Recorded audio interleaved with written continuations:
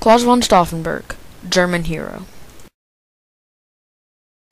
Claus von Stauffenberg is a German hero and a humanitarian who has been lost to world history for being unimportant.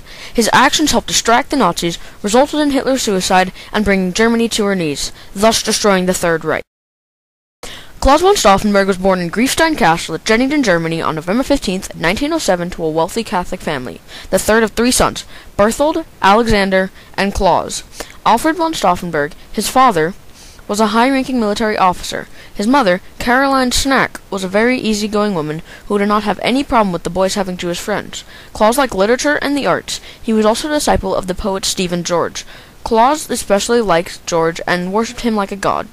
Claus also liked the poet's beliefs of abandoning clan, class, and name. Claus grew up competing with his older brothers and trying to keep up with them. At a very young age, Claus was learning to organize people by helping his brothers play games with their many friends. Claus had only a few friends, for he went to a very expensive private school where only the richest families sent their kids. He had one friend who remembers being invited to birthday parties when the Catholic kids were not. After many years of school, Claus decided to drop out to pursue a military career. He entered as a cadet in his family's regiment, the 17th Cavalry Regiment of Bamberg. After many months of training, Stauffenberg graduated first in his class. Stauffenberg received a special ceremonial saber for outstanding achievements. He is glorified by his peers, and one peer states, highly intelligent and of above-average ability, both tactically and technically. Stauffenberg still has a hard time after training because of the rules Hitler has established, and that he does not care about the lives of soldiers, but only his own well-being. Stauffenberg got engaged to Nina von Lerchenfeld on his birthday in 1933. They had 3 sons and 2 daughters. Claus von Stauffenberg was a leader of the 16th Panzer Division. He rose through the ranks quickly and was soon in a position where he got to see Hitler often. Stauffenberg saw that Hitler did not care for his soldiers. When a division was surrounded in Moscow, Hitler would not let them retreat nor surrender. While in the El Jefe Pass, Stauffenberg's regiment was strafed by a jeep, which took off his right arm, 2 fingers of his left hand, and his right eye. While fighting in the Battle of Stalingrad, Stauffenberg met Henning von Tresckow, a leader of a conspiracy group. When Stauffenberg was first introduced to the conspiracy group, he thought about what they had to say, and decided that they were right, and that Hitler had to die. Stauffenberg was very upset with the turn Hitler had taken with the Third Reich. Stauffenberg was surprised when he found out that he wasn't the only one feeling this, and was soon introduced to a group led by General Ludwig Beck. Claus von Stauffenberg joined the conspiracy in 1942.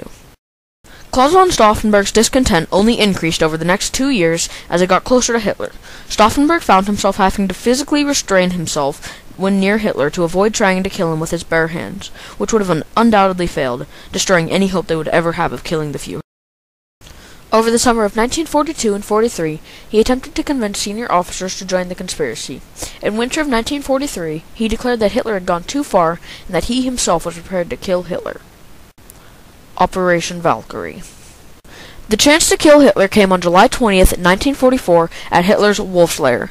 This was only because Stauffenberg was appointed the Chief High Command Officer of the Reserve Army, which gave him access to Hitler's meetings.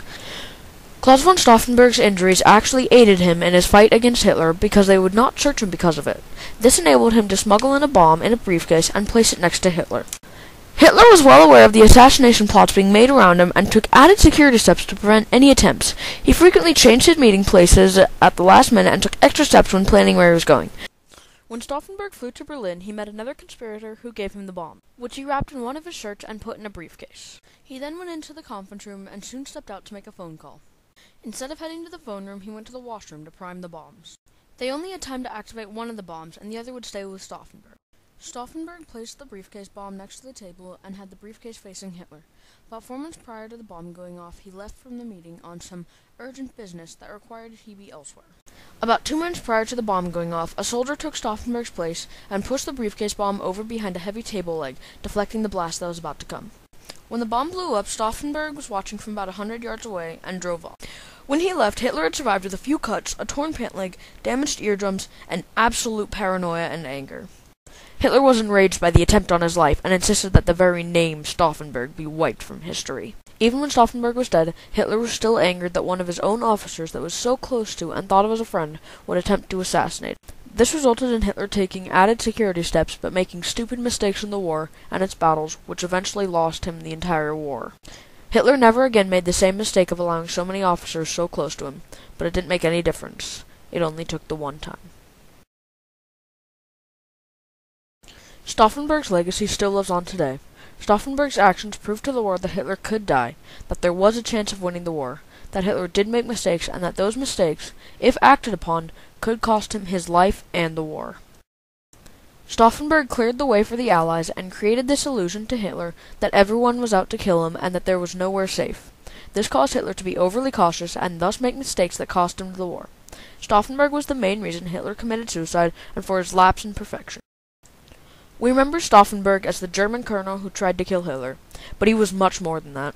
He's actually the German colonel who cleared the way for the Allies, tried to kill Hitler, the reason for Hitler's suicide, and who destroyed Hitler's confidence in the war, which allowed the Allies to win the war. Stauffenberg's last words were, "Long live our sacred Germany." He was shot after finishing his sentence on July 21st, 1944. Stauffenberg's actions and legacies helped show the world that there was still hope in Germany. Stauffenberg was the only man able to attempt to kill Hitler and almost succeed in killing him. Claus von Stauffenberg has become a legend in Germany and was for a short time in the world, but has faded in other countries. Stauffenberg will always be a part of history, even though he may seem like a Nazi. He was one of the greatest heroes of World War II and of all time.